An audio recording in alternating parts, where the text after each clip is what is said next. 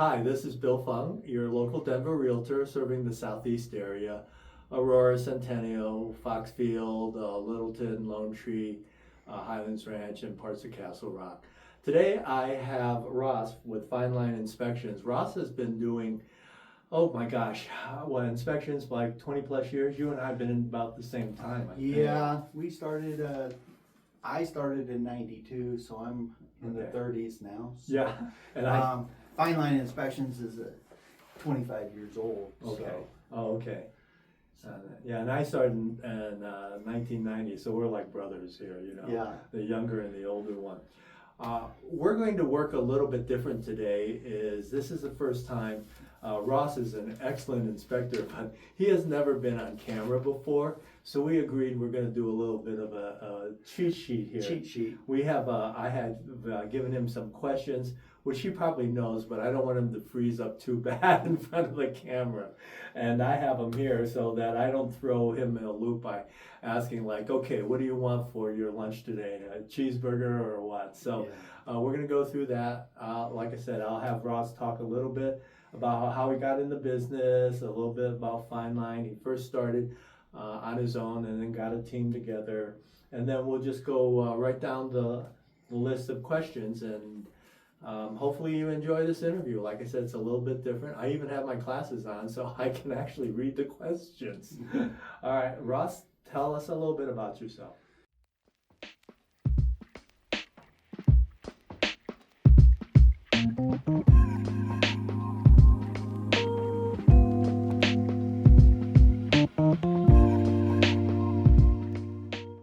Well, basically, I was in the Air Force, got out of the Air Force, didn't have much going, and this is kind of when inspections were just kind of getting started. So I had my inspection done by an older gentleman, and he was retiring, and he says, "Here, hey, you want to do inspections?" And I was like, "Yeah, I'm mechanical, I can do that."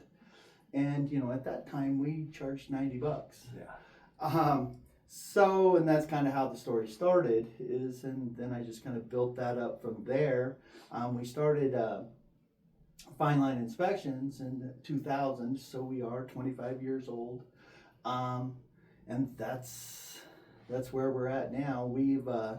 I'm a master inspector. I have 3 other inspectors. I have a female inspector that's just starting out. Mm-hmm.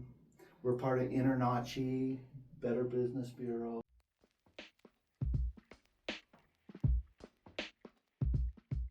Well, so let me ask you this: the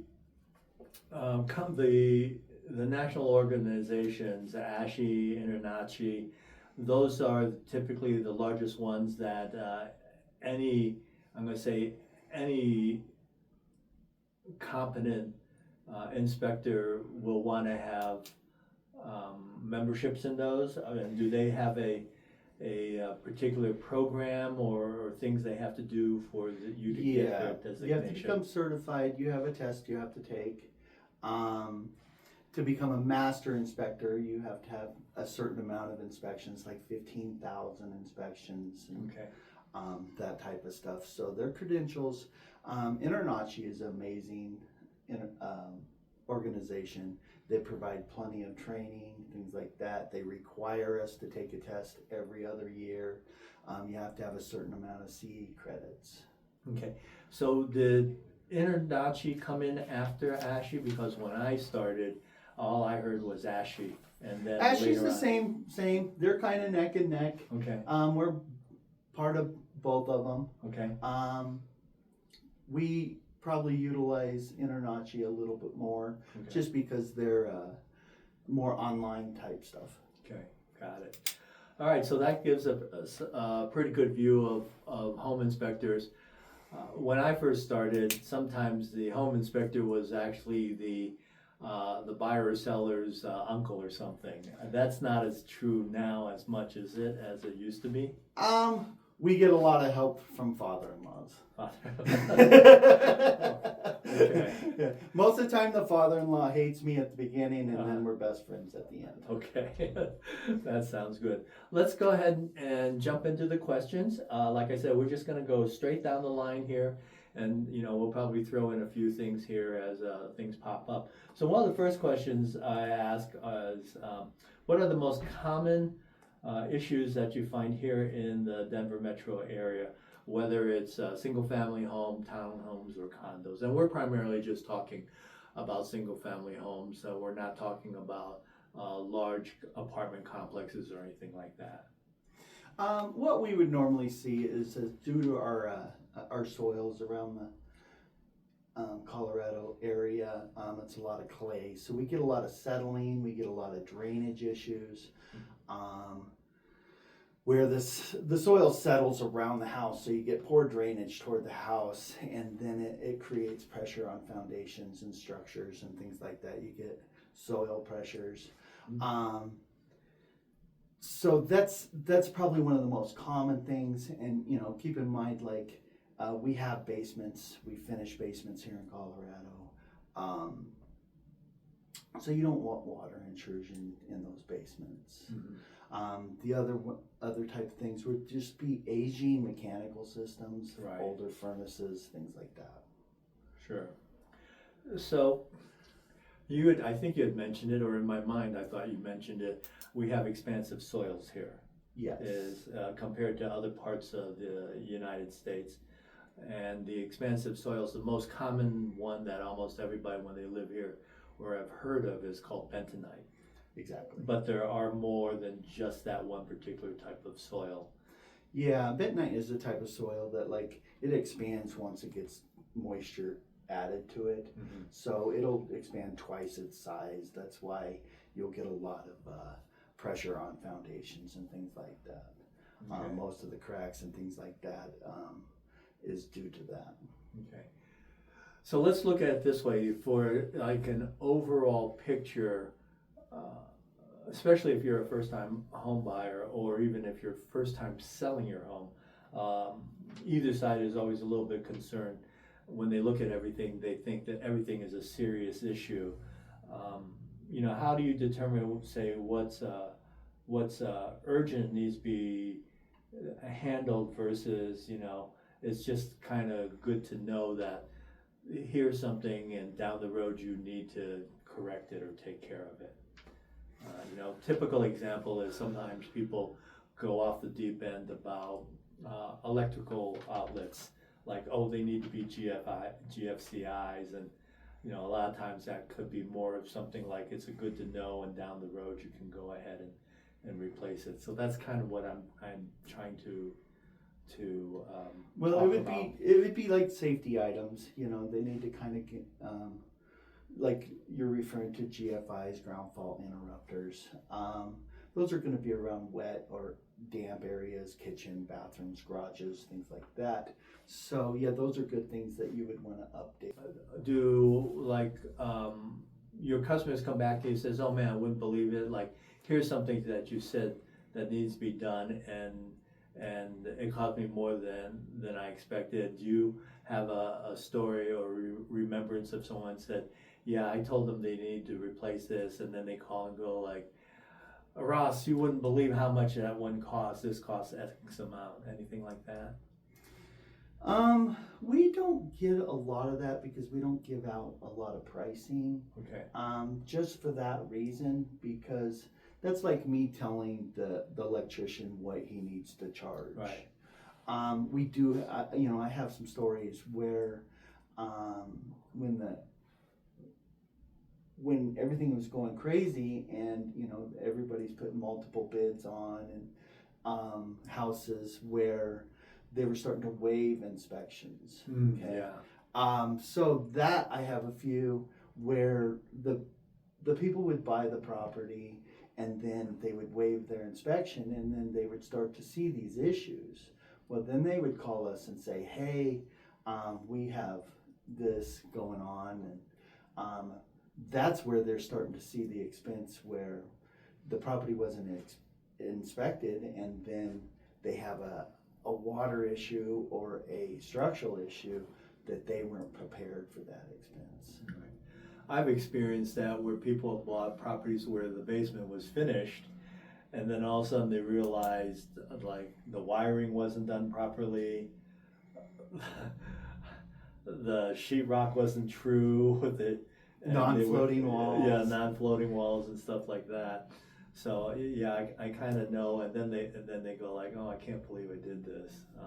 I'm just curious. Do you, by any chance, have people call you to come in after they bought the house to see what what was wrong with it or what needs to be taken care of? Most commonly no, Okay. unless they're actually having issues. Okay. You know, there's sometimes where the people have, they've lived there for years and they notice a little bit of a change or something where, hey, there's this crack that just showed up. Okay. And we'll kind of investigate, you know, why is that doing that? You know, we're not structural engineers, we're generalists. Right. So, but we're pretty good at chasing issues down. Okay. Sometimes it's where maybe a downspout clogged and it's allowing extra water in that area and causing some movement. Okay. Do you ever recommend different contractors for, you know, if they say, hey, do you know a roofer? Do you know a plumber? Do you know a carpenter? Do you know a deck person? Deck person, yeah. We do have a referral list. It's a challenge to keep that referral list up to date. Right. So we'll have like an electrician. Well, he's just starting out, and he'll show up every time, and when he starts to get busy, we kind of go down on the ladder there. Right. So we try to keep a referral list up to date. Right. But it's always a good idea for, you know, the clients and things like that to call 3 contractors, get Sure. some opinions, do some homework, check out insurance and things Mhm. like that. Yeah, I have the same situation. I have a list of different contractors, but even over a period of 60 days, that list could change dramatically depending on what's going on in the contractor's life, whether they're busier or they're at the end of their life and they go, oh no, I just retired, et cetera, or et cetera, et cetera. So I can understand that. But I was just wondering whether or not, you know, you might do a list of inspectors or excuse me, other contractors. So here's a question I do get asked a lot is sellers say, well, should I have my home inspected before I put it on the market? Or else what they might say is like, okay, what should I do before I put my home on the market? Do you have sellers that call you and say, Ross, go at it, tell me? Yes, we do get pre-listing inspections and things like that. And it's tough because you're kind of looking into the future. You're trying to be an inspector that's going to inspect in a month down the road. So we're kind of hard on those houses. We try to do the most detailed inspection because we're trying to find all this stuff before the other inspector finds it. Right. And of course, everybody's human, so you get a little bit of a different opinion on things. You know, sometimes, oh, this is major hail damage versus minor hail damage, that type of thing. You know, things that help the buyers or the sellers out are do the simple stuff. Mm-hmm. You know, open all the blinds so the inspector's not having to play with their blinds and crawl over the couch and things like that. Give access to the inspector, plenty of access to the attic access, the electrical panel.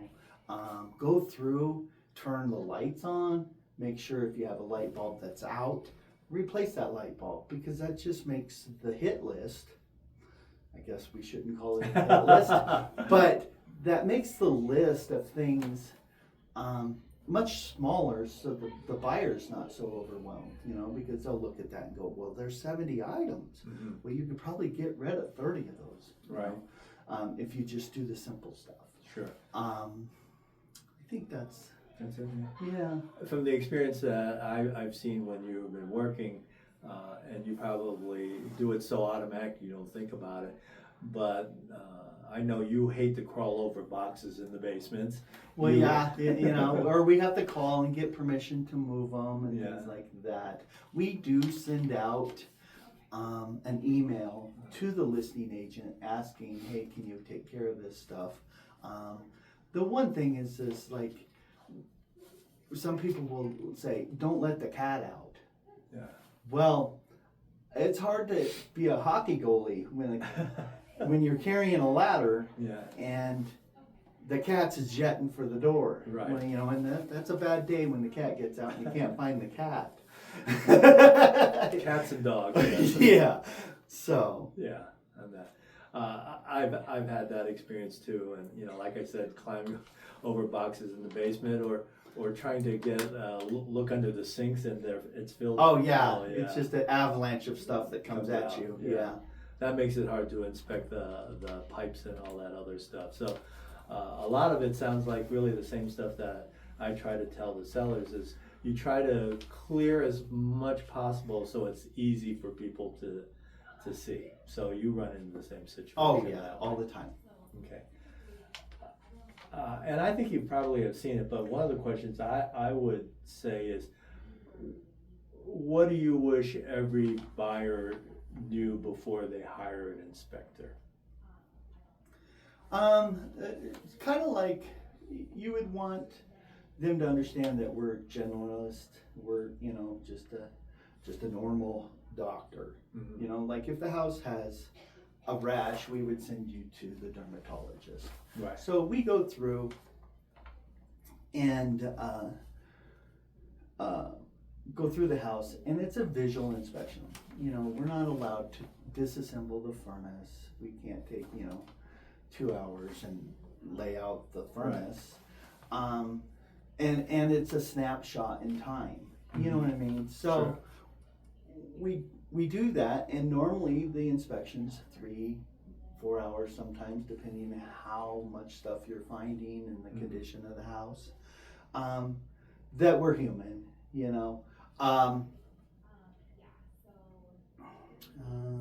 that we can't see through the walls. Right. We try. We're not Superman. I think just stuff like that. Okay. I do enjoy the buyer being with me during the inspection. That way we interact. He sees what we're doing. I can ask any questions. Hey, do you have any other things you want to look at? He can interact by saying, what do you think of this? So I think it's a better experience. Mm-hmm. I think they feel like they've got their money's worth, where we're finding things together. Right. And they're just not getting a report where it sounds so scary. Sure. So as an example of what you're saying, that you're sort of a generalist and then you would go ahead and refer to somebody else. We recently had an inspection. When I say we, I was there. You were doing the inspection. Yeah. I was not doing any inspection. You were looking at a large deck. Yes. And in your estimation, you felt that the deck was not up to speed, correct? Yes. The deck was in pretty poor condition. It was had been added on to a couple times. It relied on some of the support being on the porch where the porch had settled. The average life on a deck, I would say, is 15 to 20 years, depending on the material that was used. Mm-hmm. There was quite a bit of rot in that deck. Mm-hmm. Okay. And so what we did is that I was able to call a deck expert or contractor, and when he came on and looked at it, he basically concurred with what you said, that the deck was kind of past its life and it did need some serious work, whether it be complete removal of the deck, which I think the deck contract said that would probably be the better way, and then perhaps make a smaller deck on that. So, and I'm sure you've had the same experience with furnaces. Furnaces, yeah. With furnaces, I don't like to play around with furnaces. Like, you'll get a 30-year furnace. Well, that's kind of a bald tire in my eyes. And a furnace can be unsafe, from one cycle to the other. It turns on, heats the house, next cycle heat exchanger, something goes wrong. But at that point, you have, gas being emitted or an unsafe condition. And I think we should really kind of follow timelines on that, where the furnace is toward the end of the life. Okay. So here in Denver, being a mile high, we have what I would call a freeze-thaw cycle. And, how does that affect our roofs here, our foundations, and even driveways? Well, with that, in Colorado, we could have 40 degrees, 35 degrees in the morning, and then in the afternoon, we could be hitting 75. So the expansion contraction in especially on north sides of houses and things like that, or even north facing driveways where that concrete is expanding, contracting. That's why you get so much settling, or you get so many cracks. Same thing with different materials where you have your windows and your siding coming together. That's why you want to keep things like that caulked and good caulking, not the $1.99 stuff where it cracks in 6 months.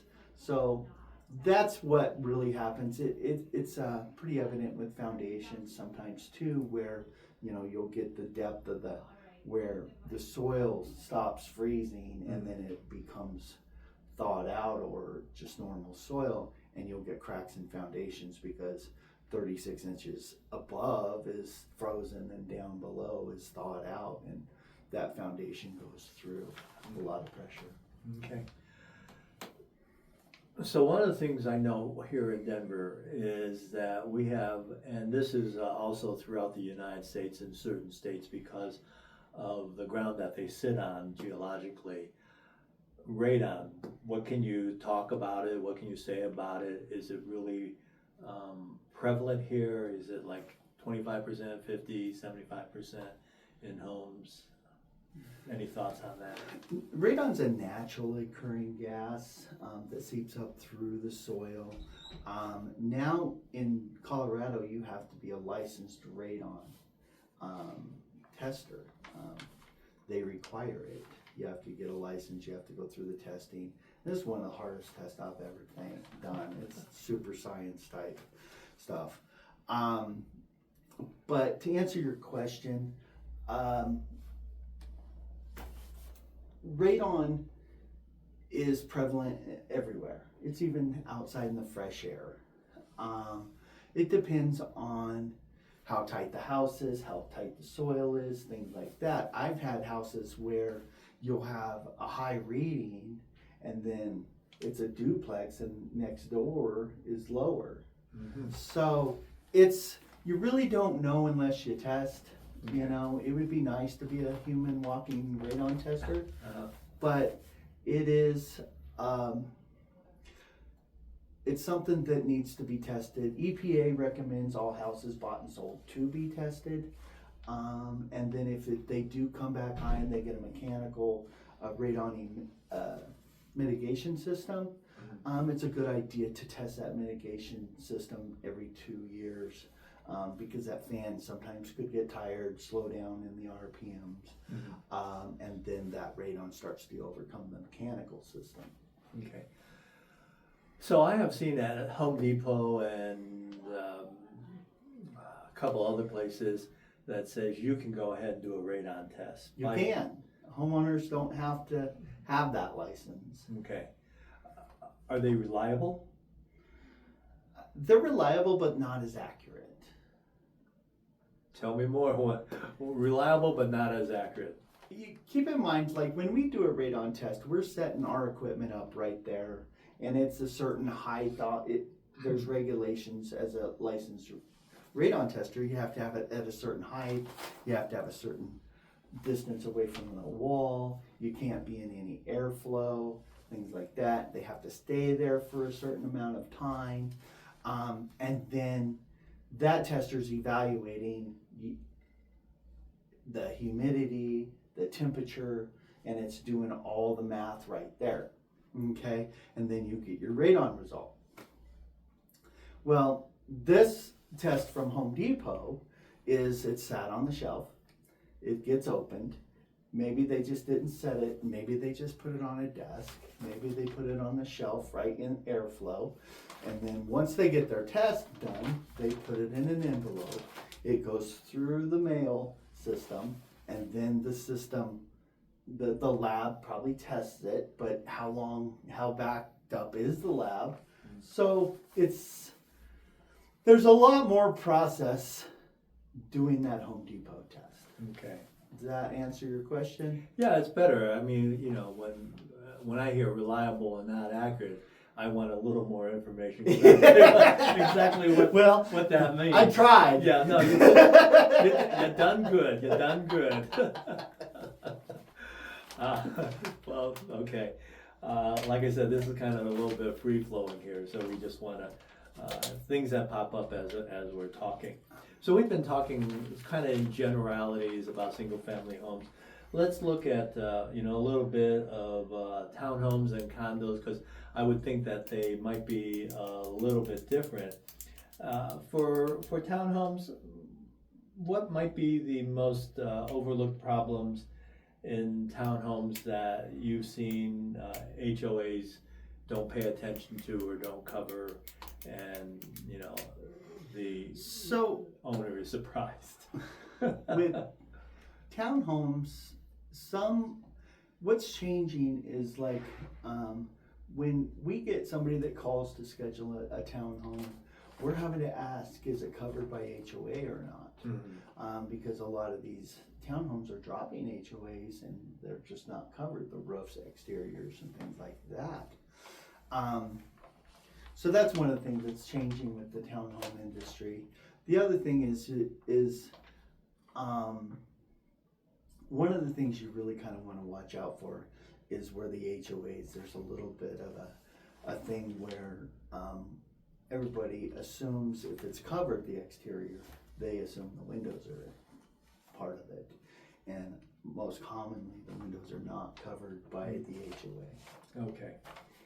Yeah, I think I've run into that. And I've also run into a situation where someone has a covered patio, and the covered part of the patio, meaning the roof, is not covered by the HOA. So do you find that is quite prevalent? We find that kind of with decks too. Decks, okay. Decks and the patio areas. Inside the patio is not covered, but just outside the fence there, mm-hmm. It is covered. So we try to be a little more detailed when we're asking questions, scheduling that inspection to know. Most commonly, we'll still, if it's HOA, we'll just kind of do a walk around, see if there's anything, mm-hmm. Where there's poor drainage, things like that could interfere. Okay. Now, of course, being a townhome or a condo, there's always a common wall. Yes. Any issues that owners should be aware of, or buyers, when it comes to purchasing a property that has common walls? It really depends on the date or the age of the condo or the mm-hmm. townhome, where we want to make sure that first of all, you want to make sure that it's a firewall. Okay. Okay. And a lot of times that's hard to see because it's just a standard wall and it's just backing up to your neighbor's wall. Right. But where we try to view it at is in the attic. Okay. Where that is a firewall, and they've put sheetrock and the proper thickness of the sheetrock, things like that. But then the contractor when they're framing it, somebody has to go from one side to the other, so they knock a big hole through it and walk through it to get during construction, and then they never fix it. Mm. So that would be a fire code thing. The other thing is everybody a lot of times has an attic. Well, you don't want your neighbor going up his attic, coming in your attic and going down his attic. So right. Those are things that you don't want. You want to make sure that's a secure area. Sure. Unless it's an active adult community, then those. Well, I'll leave that one. You can edit that out or keep it. That my weird mind that just came up with it. I tried to avoid the word creeper. All right, let's go back in. It's just like, oh, okay, I got something about these weird things. Let me see, what else we can see? Oh yeah, so this is a question that has come up a few times where people have said, is water damage from other units causing major repairs? When is that typically going to occur? Is it when I call when if it's a condo, it's the sandwiched condo? Exactly. Or is it It's the stacked ones. the stacked ones, or is it the very bottom one, or how's that work? A lot of times you'll have like the stacked condos or townhomes where you have 3 units, and a lot of times just the way the properties are built for simplicity, they'll stack the bathrooms and stuff. So you could have somebody up on that top floor have a water line break, freeze, thaw, that type of thing, and that line come loose, and everybody's at work, and Yeah. it comes down. One of the things that we've experienced, I had a friend that she was leaving and she turned her heat off. Like most people do. And froze her unit solid. And then when she turned the heat back on, all the pipes leaked down on 2 other units. So you always want to, with your vacant houses, listing agents and stuff like that, just be very careful with that. I'd recommend anywhere somewhere around 55 to 60 degrees. Check with your insurance. Sometimes they won't cover it if you don't have your thermostat at a certain temperature. Okay. Would that be true for like air conditioning units to come on? Because I have gone into homes that people have in the middle of winter have it down to 50 and it feels much colder. But also I've been in homes that are vacant where they've turned off the air conditioner and it's hitting 90 plus, possibly even over 100. Anything like that with air conditioner? Should they be run at a certain temperature if the home is vacant, just for safety sakes or anything like that? That's not as critical as Okay. the freeze area. When I'm doing an inspection, you'll enter the house and they've got the air conditioner just cranked so low, and they've got it at 70 degrees, 68 degrees. And when I leave, I try to just bring it up a little bit, just for energy sake and things like that, because it doesn't make a huge difference, but it saves a little bit of energy. Okay, sounds good. So one of the things I always want to ask, and we've encountered this now a few times, and it's not only a few times, the air conditioning unit outside. Any particulars about what it should look like or how it should sit? And if so, why is that important? With air conditioning, keep in mind the air conditioning's job is to remove the heat from the house, not actually add cool to the house. Okay. So it's a pump that's trying to dissipate all this heat. So you want to keep the bushes and everything like that, keep those away from your outside unit. You want to keep the cottonwood. When those cottonwoods go crazy, they like to clog those fins. Sometimes you just make sure those stay clean. You can do it with a light brush or something like that. One of the other things is you want to try to keep the unit level. Why? Reason, because you have a compressor in there, and that compressor has to be lubricated. If it's sitting like that, it's not getting an equal amount of lubrication, and it can shorten the life of the unit. You have refrigerant lines that need insulation on them, and that'll be more efficient, and it'll keep the unit from freezing up. Okay. All right. Sounds good on that one. Let me see. I won't go into the little things on that. You want more? No. So here's kind of a fun one. What's the strangest or most shocking thing you found during an inspection? Let's have a little fun here. Okay, That's a good one. This was probably 15 years ago, Okay. and I was doing this house. It was a 1905-ish house, very old house. And it was kind of down in Five Points area. Nobody was there, just me. No clients, no agent. And I'm taking a picture of the outside trim that was rotted on this window. Okay, and I didn't think nothing of it. Finished my inspection and sent the report.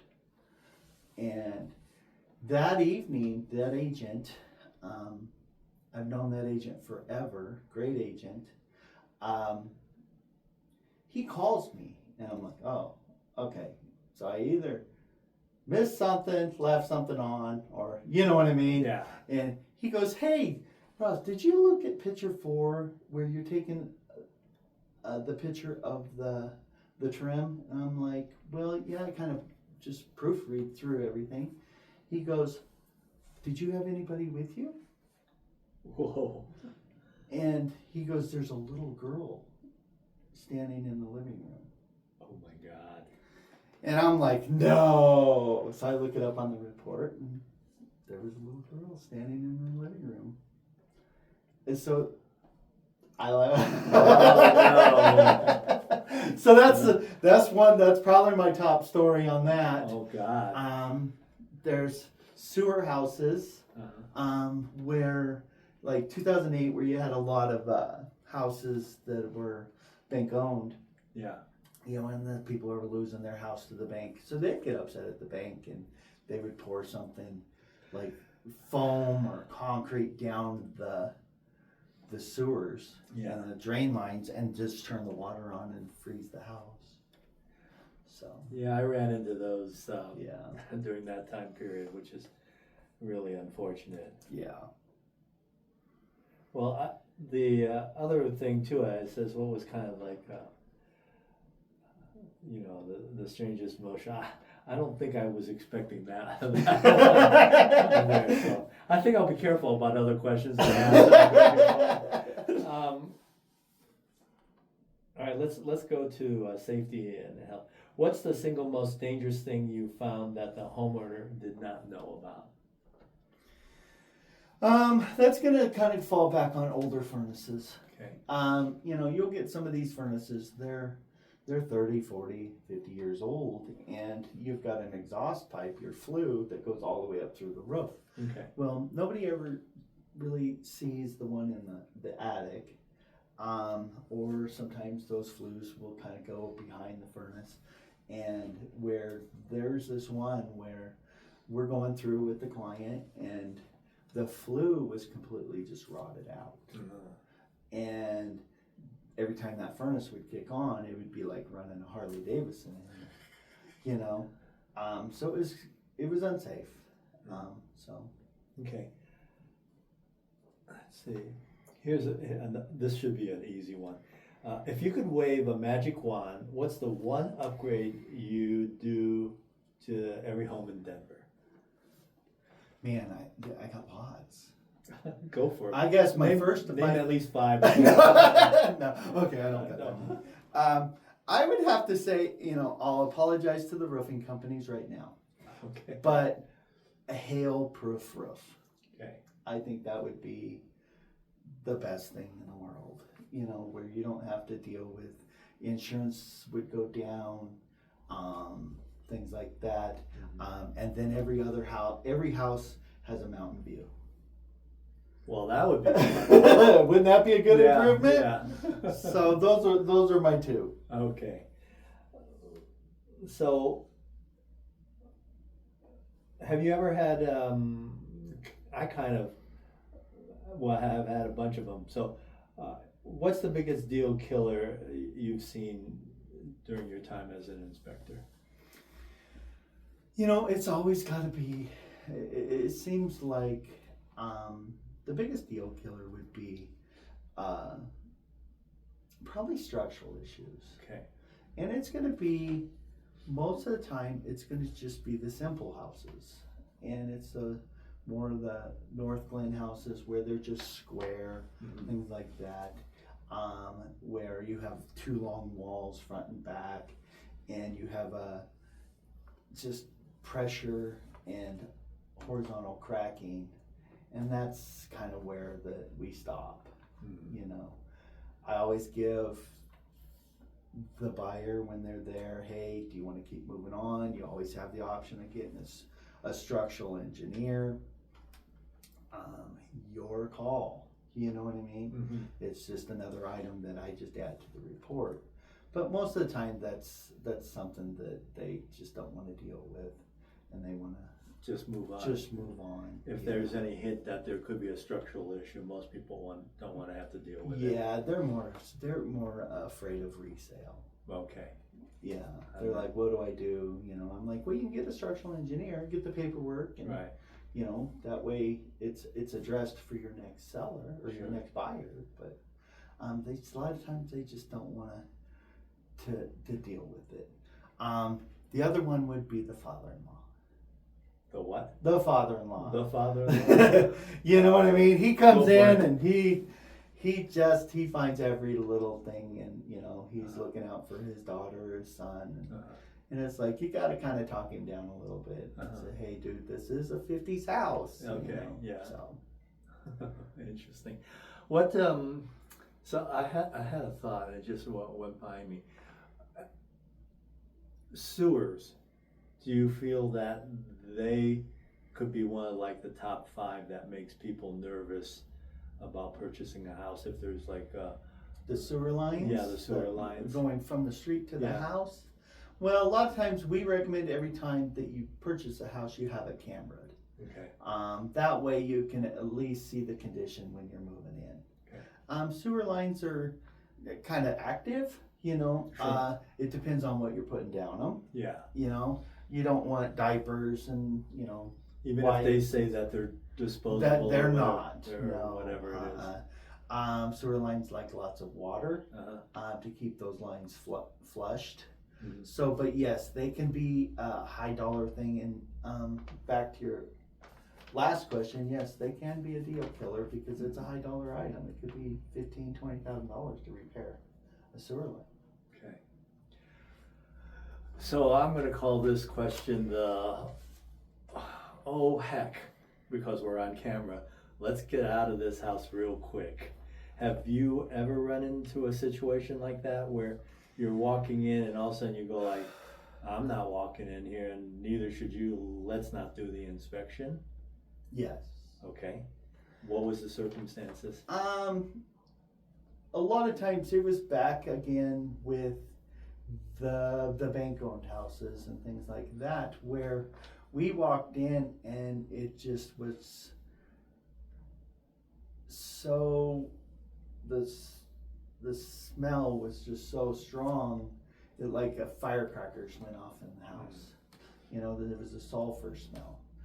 And there was it turned out to be a meth house where they're producing, you know, the drugs. And you know, there's indications of staining in certain areas above the ventilation and the drains and things like that, and it just, your eyes just burned. And you know, and we stepped out. They did a little more investigation, and it turned out that's what it was. Yeah. I kind of thought that would be the situation, and I was going to bring that up, is that unfortunately, not only in Denver but in other parts of the year, there is a situation where some houses have had some type of indication of meth in there, and I was wondering if that was. You know, and we've seen a few of them they're tough to inspect, where you have their grow houses for marijuana and things like that. I've seen that one too. And so you're adding tons of moisture, humidity to these houses, and these houses are not designed to vent to this stuff. Okay. And it's very difficult to keep the mold down. Sure. Okay. Well, let's wrap this up, and I think you've already given me your best story, but let's talk kind of like the old cocktails when they say, oh, you're an inspector. So What's the one story that you usually tell when you're with a group of people that say, "Oh, come on, Ross, you must have really seen some interesting homes. What's been the most interesting?" There's a few where there was one day I was I was inspecting the house, and I'm up on the roof, and the client shows up, and he's down there, and I says, "I'll be down in a minute," and he was a cowboy guy. Okay. He had boots on and stuff like that. The next second when I turn around, this cowboy's up on the roof in his cowboy boots, and then he figures out that he's scared of heights, and his boots are not got traction that he thought he had.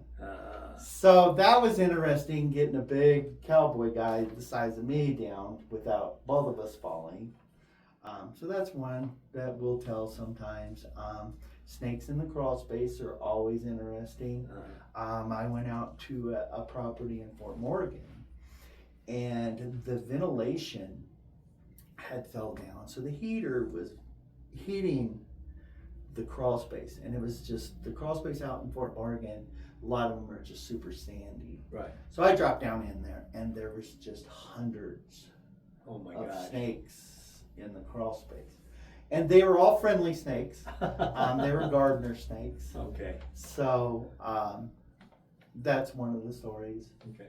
Yeah. Well, I've heard of Casper the Friendly Ghost. I've never heard anybody say friendly snakes. Yeah, they all kind of avoid. Okay. You could see where they just shimmy away. Okay. All right. Well, that I think covers a lot of things that people might ask.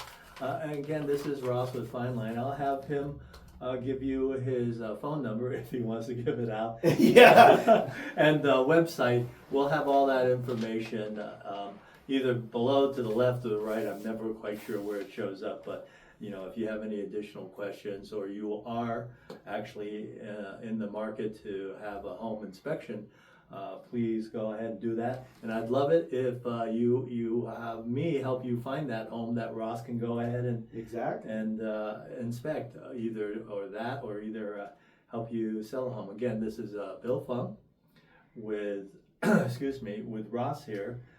With Fineline Inspections, and go ahead and give them some contact information. You could get a hold of us at 720-275-3895. We have a full-time secretary.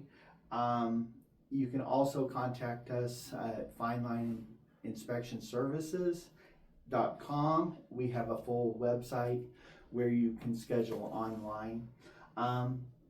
Just a little background. We tried to make the inspections fun and more informative, instead of so stressful. Yeah, okay.